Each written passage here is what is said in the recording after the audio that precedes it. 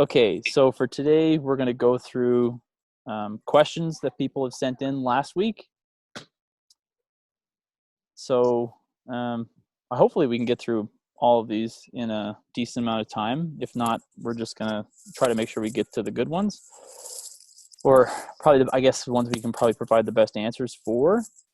So we'll start with our good friend George, who definitely took up half the question slots. So we'll cover 1/10 of George's questions here first. So first question from George.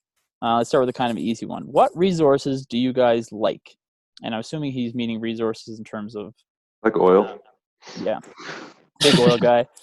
What resources do you guys like? I'm assuming he means in terms of learning, or that's probably what I would say in terms of education or reliable resources.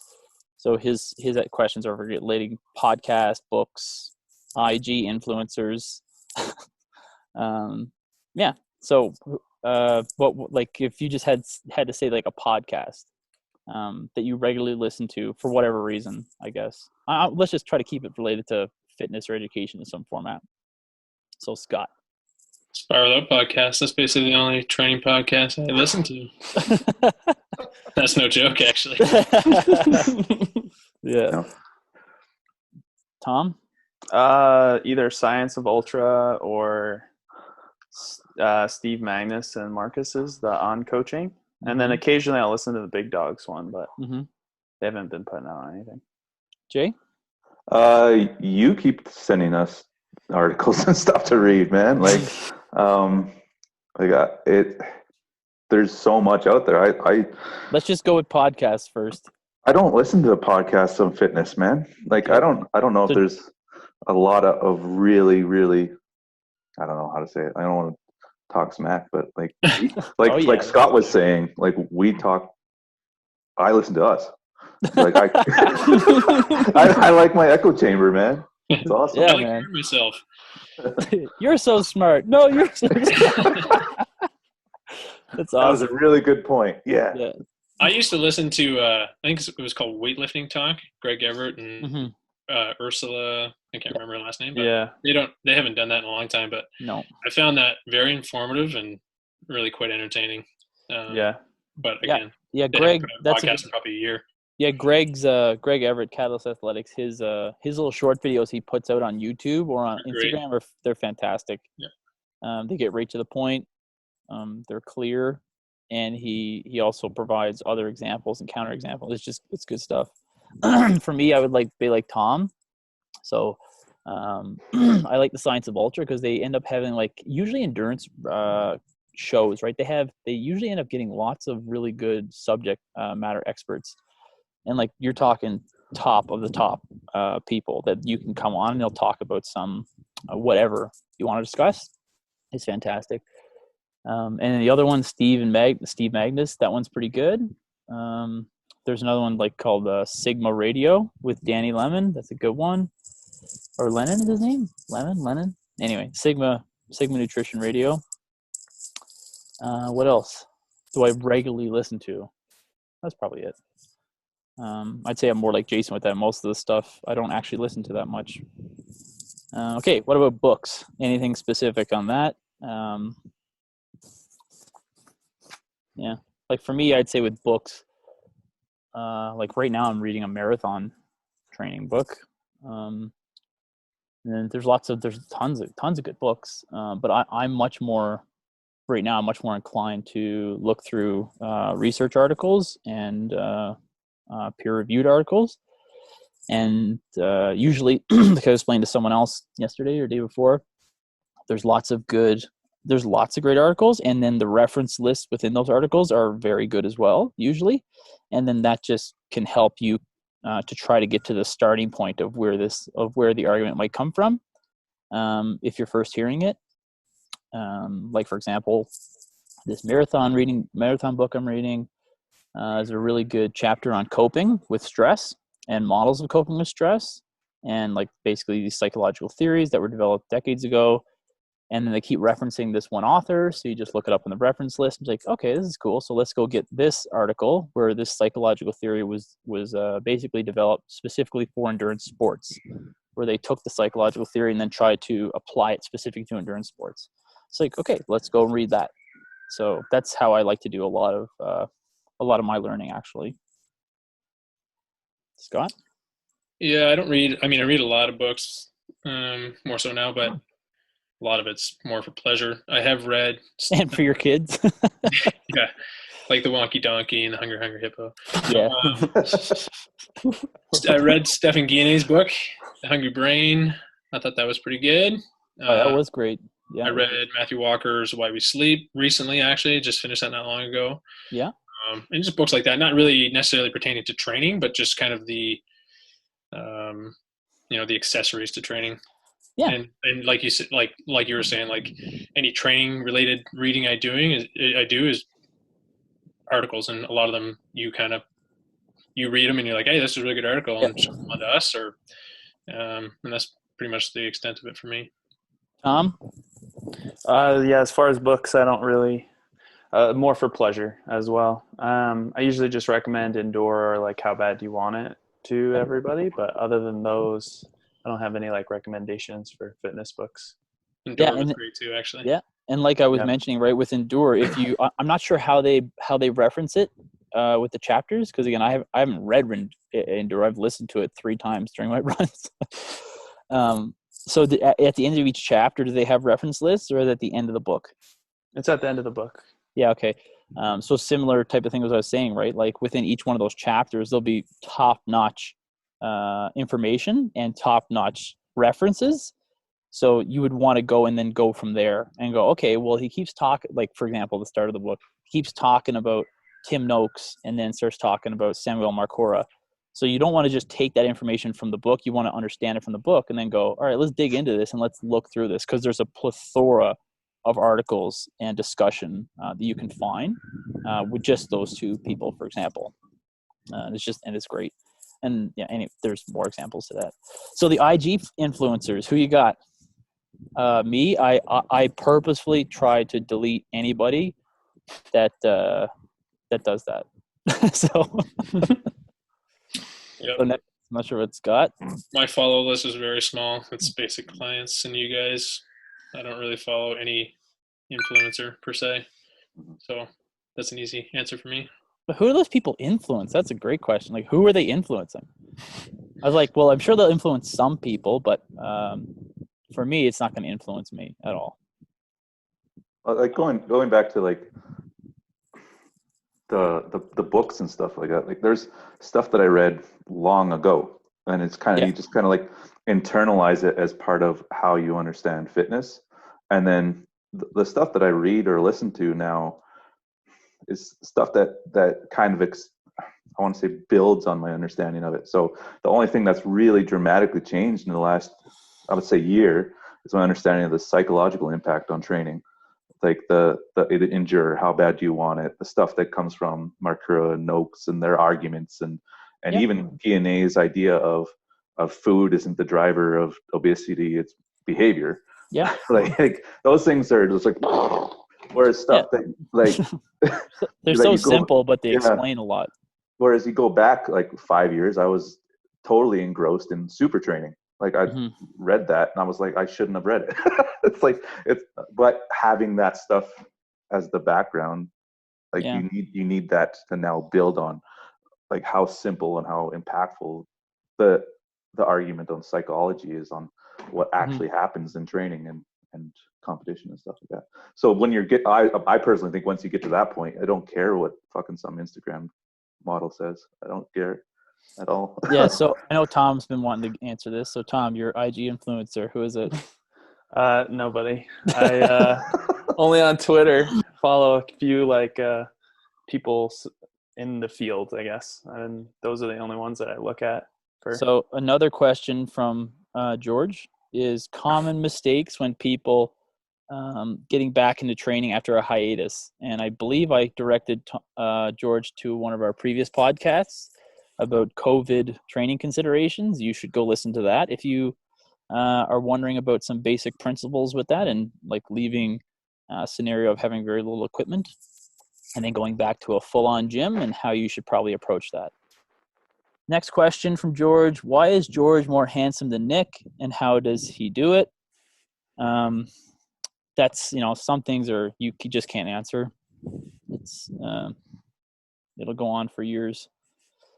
Okay, talk about the value of slowing down your training or going down in weight to improve your form. Again, that's from George. So Tom, Scott, you can start with that. Yeah, so that one I think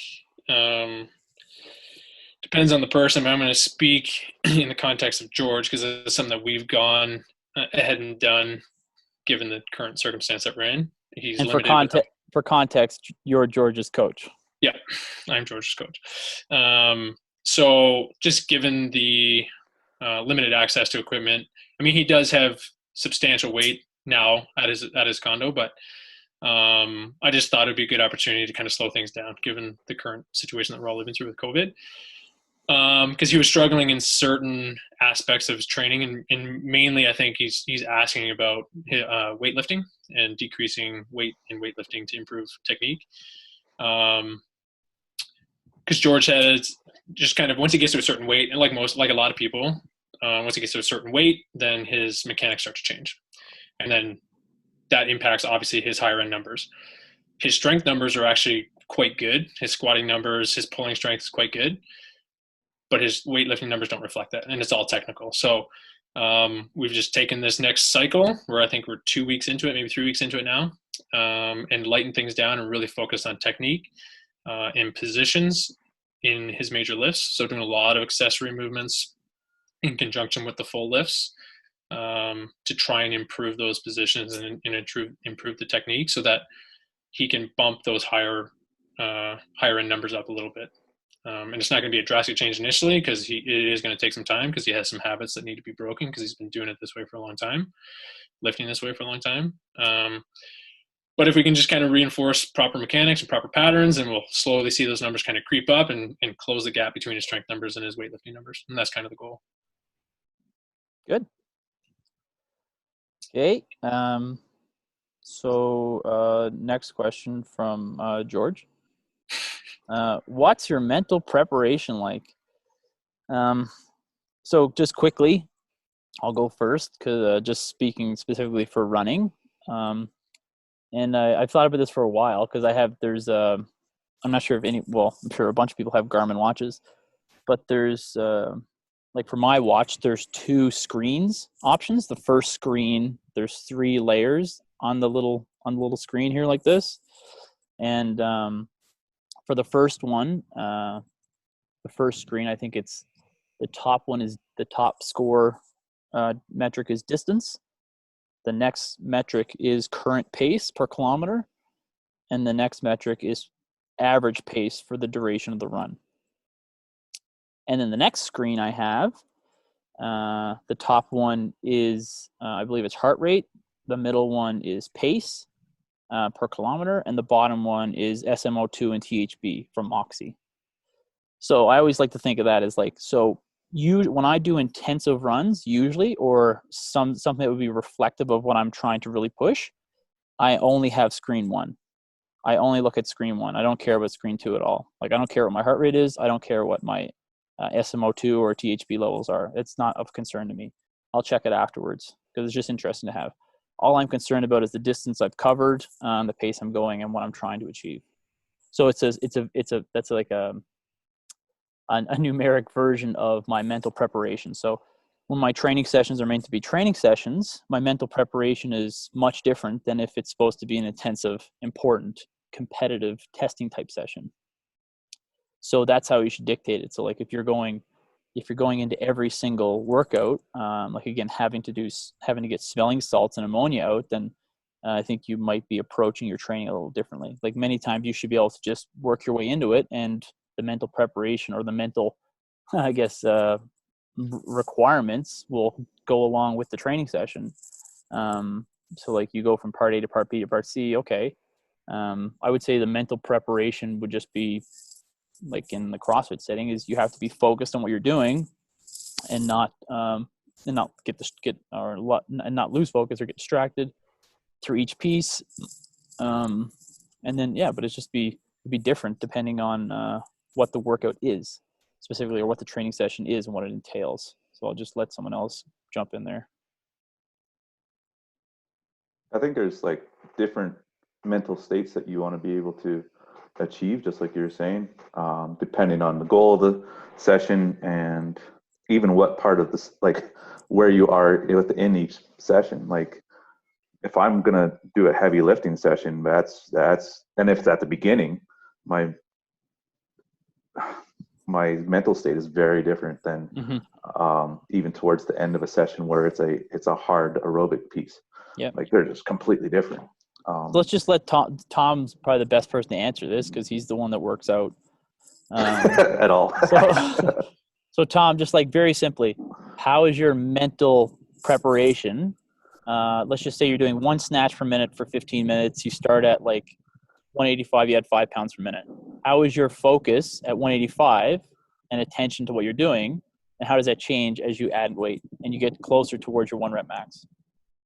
I actually would say it probably doesn't change too much in that scenario going from start to the end of my snatch sets.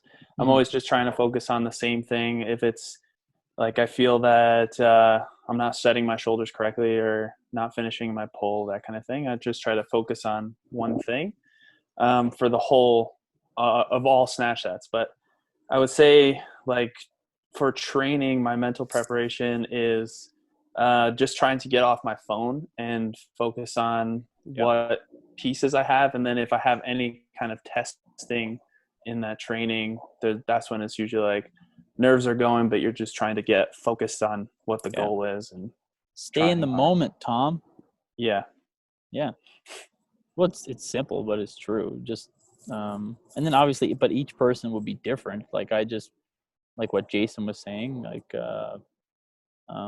just depending on what you're doing. Like if you're doing sets of squats at certain percentages, like I wouldn't need to get amped up for that or get really dialed in. I would literally just do it because it's not meant to be a max effort. But if I was building up to a really heavy set of something, like the previous sets, I would just be thinking and anticipating what I'm going to try to do and what loads I'm going to try to do. And then once I put the load on that I'm really trying to do, my focus on what I'm doing will be much more attuned. And then once I move on to something else, it might go down a bit because maybe I'm prepping and practicing something simple and building back up to something else. And it just ebbs and flows. So I don't really know if there's a good answer there as to what, like for a simple mental preparation. But the underlying thing would be you want to be focused on what you're doing and paying attention to the details of what you're doing. But then what that means will change with the context of what you're doing. Yeah, I think that's a big one for a lot of people. Just being focused on the task at hand and getting rid of all the distractions. And for most people in the gym, that is being on their phone, right? Tom, you made a point with that. Scrolling through Instagram on your rest. It's really easy, right? And then you get wrapped up in that, and then all of a sudden your rest period is done and it's time to go and you're not mentally prepared for the next set, right? Okay, we'll take a break from George. And then Mike from Wales asks, will large sporting events, leagues, NFL, EPL, what's the EPL? English Premier League, yeah. Be back as we know them in 2020. As we know them, in 2020, I would say, as we know them, I would say no. They're going to be back, but it's going to look a lot different. They're going to be back, yeah. I'd say by next year, it'll be fine. Yeah, that's fine. Yeah. I think I listened to a hockey podcast on the NHL, and they're still hoping to play for the Stanley Cup in 2020. So that usually doesn't happen in October, but it's probably going to happen in October. You know what I mean? Like, think about how bad the first few games of next year are going to be. There's me guys like literally just lacing them up for the first day. But the interesting thing about that is like if you to get back to that point where they're playing again, like in Sweden, for example, they're allowed to like those facilities are open. So those guys are able to train and skate and do all that stuff. Whereas here in North America and a lot of other places in the world, you can't do that yet, right? So it'll be interesting kind of dynamic. Yeah. So Justin from Ontario, again, I think it's Ontario, asks, risk reward, is handstand push-up necessary for the average CrossFitter? And let's just take that from 2 points, like one being the average CrossFitter in a competitive setting, so that they want to do like either team competitions or individual competitions or whatever, some type of fun event like that. And then take it from the other side of the average CrossFitter that goes to a CrossFit gym. So Scotty. For the average CrossFitter is looking to compete in some capacity, then yes, they need to be in there because it's a function of the sport. It's a modality that you're going to see at every CrossFit competition for the most part. So having exposure to it and practiced it and having some level of competency is going to be important. If you're an average CrossFitter who just trains at a CrossFit gym or likes the style of training for health and lifestyle, no, probably not necessary. And if you don't have the adequate strength to go upside down, then the risk might be too high for the potential reward that you're going to get out of going upside down because it looks cool. I think there'd be other modalities or other movements that you could do to elicit the same training effect without getting yourself inverted against a wall. That would probably mitigate some of the risk. Okay, Jay. So the competitive average CrossFitter versus the average affiliate CrossFitter. Yeah, that's a question. Is like, is it worth doing kipping pull-ups? It's like, yeah, it is. I think so. As long as you're doing the progressions properly, and kind of mixing in the strength component with your skill component at the same time. Risk versus reward. Like once you can do them, it's awesome. Yeah. Should you ever be, if you're just an average affiliate person, be trying to do an absolute max set or 50 for time or do Diane without worrying about what the fuck's going to happen with your spine the next day? Like, it's fun, but that's an individual responsibility too. If you can do them, should you take that upon yourself to smash your head on the ground 45 times? Like, yeah, you can't say never do this stuff. That's not realistic. Yeah. So I think maybe a good caveat there would be, if the average CrossFit person in the affiliate is going to do them, they should more often than not never be taking those things to failure or even remotely close to failure, to a point where they're losing eccentric control of the movement. And then they're just trying to use their cervical spine as a spring, which I can't remember seeing that in the anatomy books, but it could be wrong if it works like a spring and recoils, although I don't think so. For the average, if you're going to compete, you have to know how to do handstand push-ups. That's just the end of the story. Unfortunately, that's the way the sport is. And I say unfortunately because I would really like it if handstand push-ups just went away, because I don't see the why you need to do those for the next 30 years.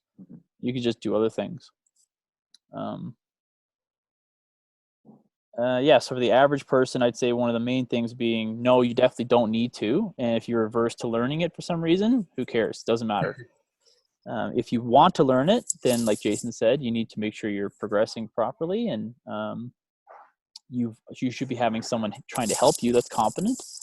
And before you progress, you want to make sure you can control things.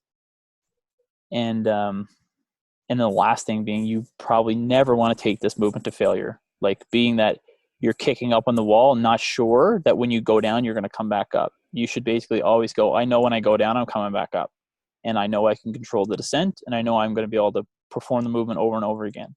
And not to a point where you're so dead that you're falling to the floor, your head on the mat, and then you're shaking out your hands. Where did I go here? Are we still here? Yeah. My screen just jumped. That was weird. Yeah, so you shouldn't be going to a point where your head on the floor, you're shaking your hands out, and then doing everything you can to kip and then tweaking your neck. Like there's no sense in doing that. So yeah, that's pretty clear. Tom, your favorite movement? What's your comments? I don't have anything to add. I wish I get rid of it. Yeah, so But like, why? Why would you want them to get rid of it? Is it because so then you can go to the games really easily, or That's it? That's it. But seriously, I think the move. I think it's actually a cool movement because I think it looks cool. But I just like I just don't I don't see the value in it, right? You know what I mean? Like I don't see the value in doing that movement. I just don't, because again, you're having to put people through this over and over. And again, the key thing being, if it's in competition, people are going to train for it. It means they're going to have to do a lot of training for it. So it means you're going to make them be exposed to this movement over and over and over throughout the year. And the argument would always be, well, they don't have to. I'm like, what? They're competitive and they want to win. So the easiest solution is to remove it from the competition, and then people just won't do it. And I feel the exact same way about rebounding box jumps. The exact same answer. There's no point. I don't see the upside doing it. Why would you do it? You can just take them out of the competition. There's no point. But that's an aside. Okay, we're gonna go back. So next question is from Nathan Corrigal from the mean streets of where is he from? Where is it in Manitoba he is? What's it called? Yeah. Melita. Is it Melita? Yeah, that's right. So Nate asks, what drugs to take to beat Matt Brady? I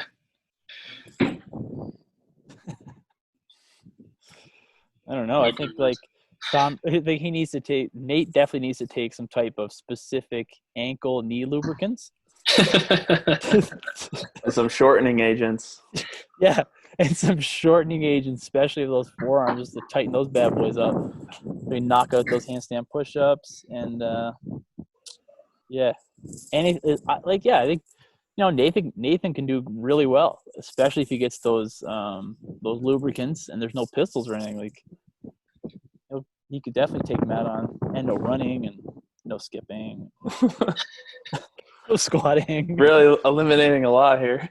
Yeah, but that's like if you make them fair rules, like the event is performed above parallel. I think Nate can hold his own with anyone. He was recently messaging me about the last outside the box workout with what was it, Isabel, Fran, Grace or whatever.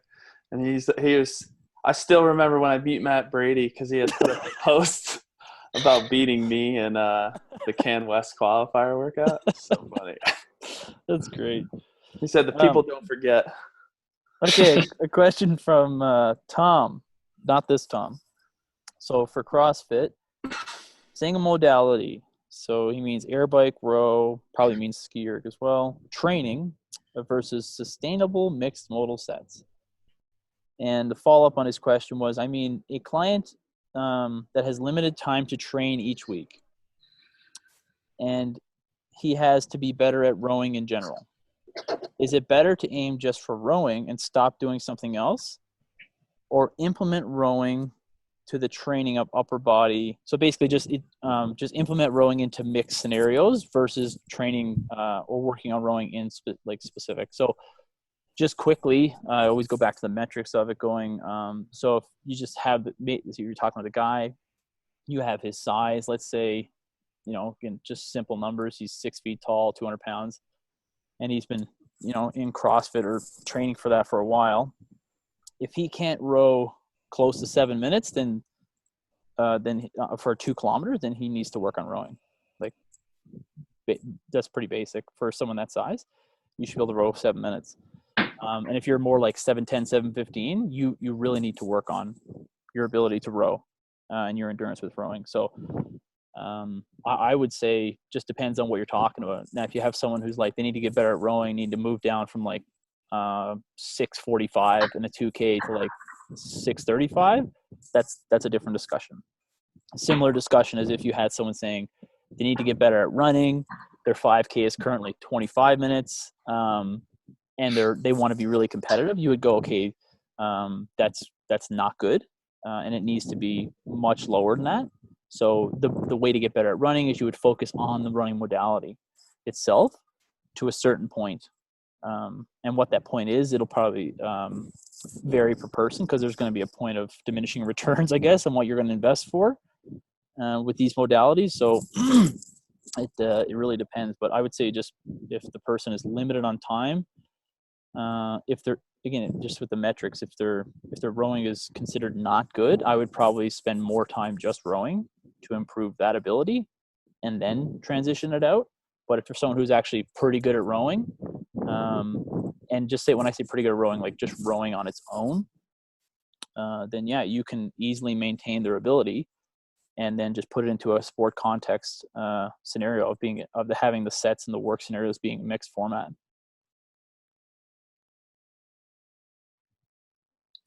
Yeah, Jason made a good point earlier when we were discussing this before we started recording about like, why are they bad at rowing? You know, is it simply just like an endurance issue, or is there like some sort of mechanical deficiency that's going on there? Like they just don't move well. Yeah. Then that's just another argument for doing it by itself, right? Like if they hinge poorly, which we've all had clients that hinge poorly, and that carries over into the rower and the rowing technique, and then they experience a lot of local fatigue, and they're not necessarily that tired, but their body just starts breaking down as a result, especially when you get into the longer pieces of rowing.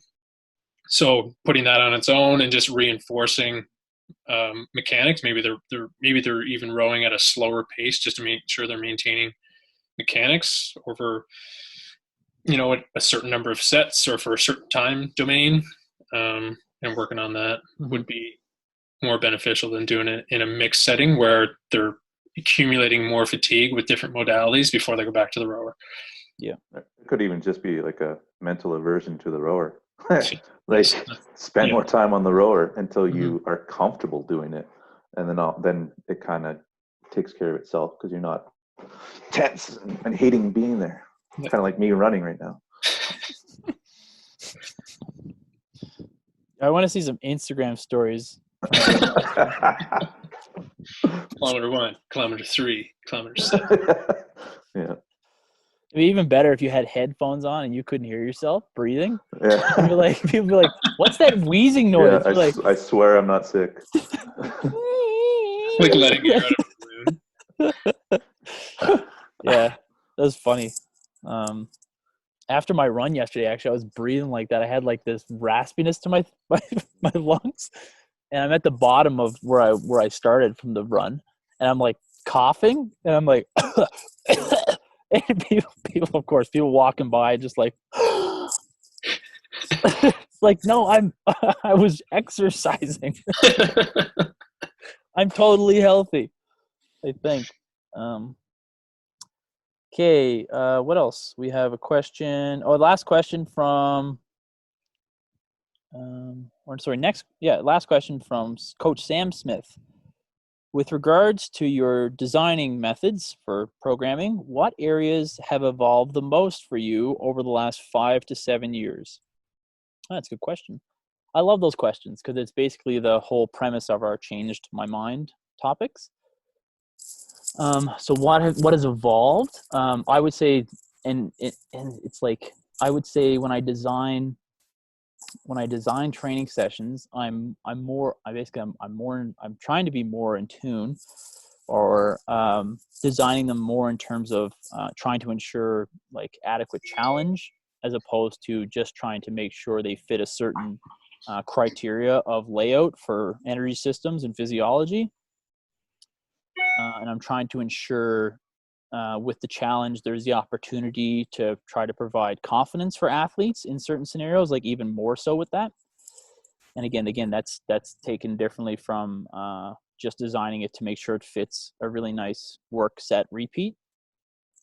And then having context in mind of the requirements of the individual for motivation within these scenarios to perform to the desire I'm asking them.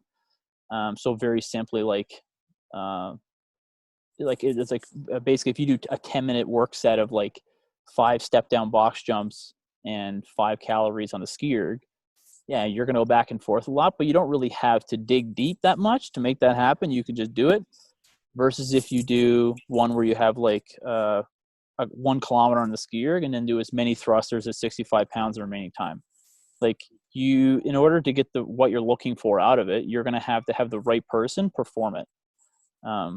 Because for me, if I was going to go do that right now, I would mail that in so hard, because I'm not going to mangle myself on on the remaining 6 minutes of thrusters, because it doesn't match my motivational state, and I'm just not going to do it. So so that's what I mean. Like in terms of trying to get what, like I would say, trying to understand the athlete and trying to design things to basically match the behavior I'm trying to get from them, as well as trying to be much better with matching their abilities and trying to create a just enough challenge for them, and then always trying to be cognizant of always trying to nurture confidence to a certain extent, while still having challenge built into it. Because again, 5-7 years ago was only 2013, 2015. So that's probably what's changed the most in that time. And just, what else really? There's lots of little things like over the course of the last 5-7 years. Like I don't really I used to prescribe like West Side speed work for deadlifts quite often. Like 2 reps at, between 50 or 60%, maybe starting in week 1 on the minute for 10 to 12 minutes with resetting between reps, focusing on speed. I generally don't do that at all anymore. What else?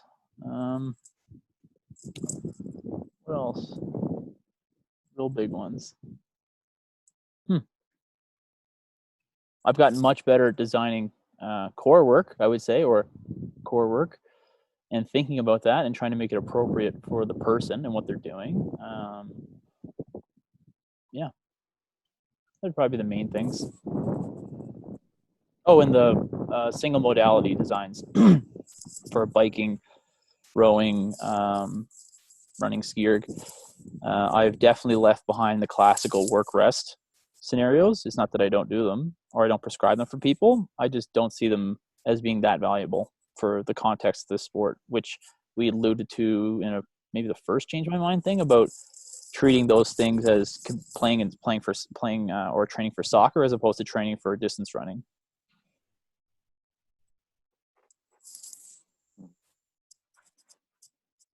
Scott? Yeah, again, kind of goes back to our first Change My Mind and just programming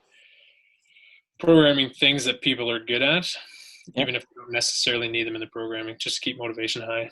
And, really going back to that whole motivation piece, like you mentioned just a few minutes ago, but, having someone squat, maybe once a week when they don't need to be front squatting, for example, and they don't need to be front squatting that frequently because they like doing it, or someone doing a tough CrossFit style workout when it's really not the time of year to be doing that, or it's not, the time in their training that they need to be doing that.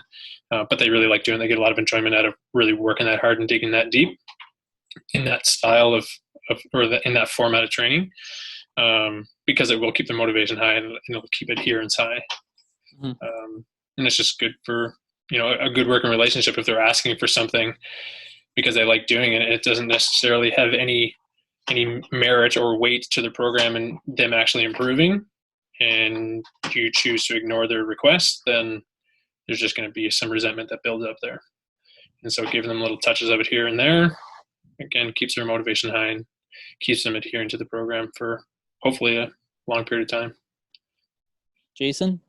I think just to keep it simple, the duration of efforts has increased quite a lot, because I was definitely biased towards the CrossFit style, short and sweet, just pound yourself into the ground and then you're done kind of thing. But that limits how much training you can do, how much, what kind of exposure you're getting to, like just being able to do like a 10-minute set instead of something that's 5 sets of 2 minutes repeating. And be like, hey, now you're going to do this for 10 minutes continuous effort. It's like, holy shit, it's a completely different game. It's a very, very different game. I mean, it may not, it can even be harder in some scenarios too, where you're just like, you have to keep moving for 10 minutes. And then you're going to rest and then repeat it and rest and repeat it. Like that's shit's hard, man. And you don't get good at it unless you actually do it, no matter how much on either end of really short and sweet or long duration efforts where it's easy. You have to hit that middle part, which is hard, man, hard. With the longer pieces too, it allows athletes that maybe didn't have the exposure to it before to learn how to pace themselves and know when to push, when not to push. So there's a huge learning opportunity there for those people, right? Not just physiological changes that happen, but knowing how they perform in what scenarios and, what they can do, what they can't do. If they do this, will they get into trouble? Exposure into that is invaluable. Yeah, that's a massive change over my previous strategy of like this and this, and then kind of missing something, that exposure in the middle. Tom? Just the way I designed our training as well. But a lot of that's been like conversations with you throughout the years, been trying to find the right approach to giving enough challenge that it makes sense in the context of the sport, rather than doing like row repeat sets or bike repeat sets. Yeah, just to follow up, because again, Jason mentioned the same thing, which and Scott said the same thing about the first. Again, I don't know if it was the first, but one of our previous Change to My Mind episodes, and one of my comments was on the 30-30 intervals, and that's definitely something that's changed in the last 5 to 7 years. I still prescribe 30-second work, 30-second recovery intervals, but why I do them is much different now than what I did them before, and I definitely use them less. And they're not a priority in most people's training unless someone's a real beginner, I would say. They're usually used for different reasons now. And like Jason said, if I give interval work, most of the interval work is longer, specifically just simple. Like it's usually at least a minute long. More so like a minute to, the most common things I prescribe are between a minute and 10 minutes. For work durations, but I do prescribe shorter than a minute, and I do prescribe longer than 10 minutes, but most frequently it falls into that 1 to 10 minute work time, if it's going to be either a repeatable efforts or whatever. And then another thing that I just thought about was basically I would say allowing for more creativeness for me within designing the training, which hopefully allows the client athlete to maybe just be more engaged in the training. So instead of always having things being specific work times and having things laid out exactly perfect, which I was very much used to doing years ago, then I would say like now, instead of just saying like, okay, now every Wednesday is going to be 10-minute on, 5-minute off, I'm more likely to be okay with providing people actual like couplets and triplets that are going to be more that are going to perform the function I'm asking for. That might it might be less beneficial in my physiology brain, but I think it could be equally efficient or equally effective and potentially more effective for the motivated athlete that wants to perform, wants to engage in those activities.